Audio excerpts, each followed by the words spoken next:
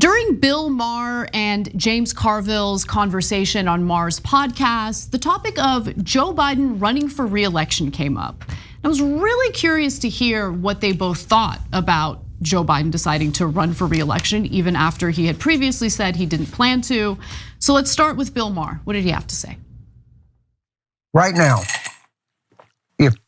let's assume the election was November the 3rd of this year. Oh, and they said the candidates are Joe Biden, the Democrat, Donald Trump, the Republican, Joe Manchin and Larry Hogan, no labels, and Cornel West.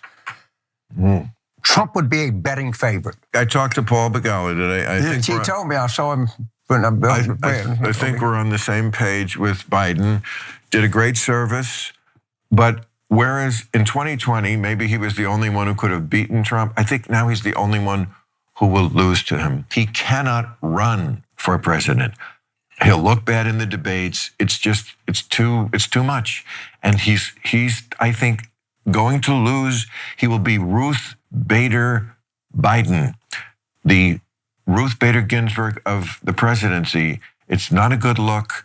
And any 50-ish, not stupid woke Democrat with a D by their name, people just vote D and R, that person can win. Now that's an argument that's been made on this show rather aggressively by Cenk Uygur. So Cenk, was it cathartic to hear one other person finally say that pretty aggressively? Yeah, so what I'm partly trying to do is break the hypnosis that all Washington is in. And so I've given you so many facts, but if you're new to this, polling in the 30s for an incumbent means an automatic loss. Let alone the fact that you have to win by 5. I'll add to what James Carville said. He said, if Cornel West, Larry Hogan, et cetera, are in the race, and it was going to be held in about a month, that Trump would be the betting favorite. No, that would not be close.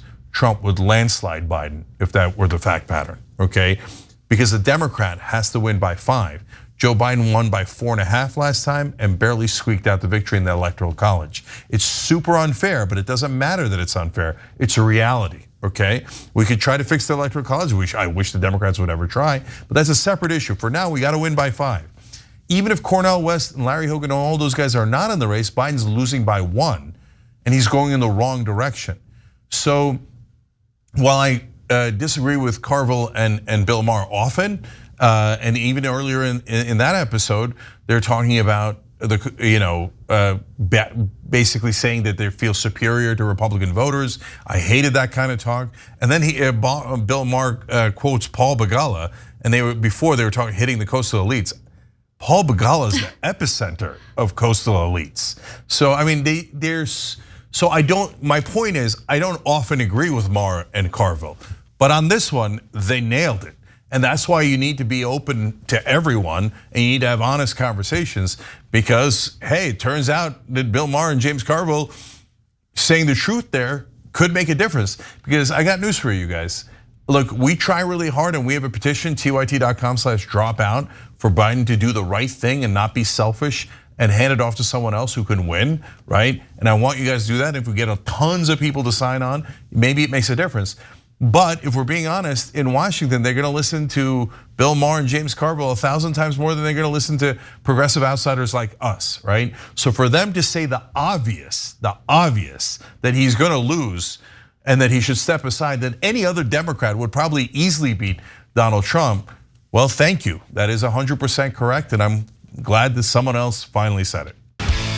Thanks for watching the video, guys. We also love it if you hit the join button below because that makes you a member, and members allow us to be independent, honest. We can be as progressive as we want, no corporate media influence, and that's all because of you guys. We love doing the show with our members. Hit the join button, become one of the Young Turks.